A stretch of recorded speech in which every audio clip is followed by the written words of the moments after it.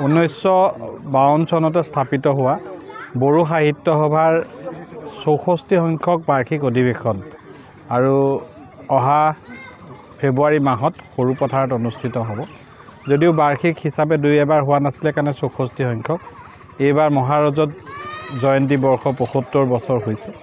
গতিকে এই অধিৱেশনখন সৰুপথাৰবাসীয়ে অতি উলহ মালহেৰে আগ্ৰহেৰে অনুষ্ঠিত কৰিবলৈ ৰৈ আছে। আজি কেন্দ্ৰীয় সমিতিৰ সভাপতি গোপীনাথ বৰগীয়াৰীৰ পৰা ধৰি আমাৰ প্ৰদীপ স্বৰ্গীয়াৰী, ৰুমিঅ' নাৰ্জাৰীকে ধৰি বহু সংখ্যক বিশিষ্ট ব্যক্তি ইয়াত উপস্থিত আছিলে।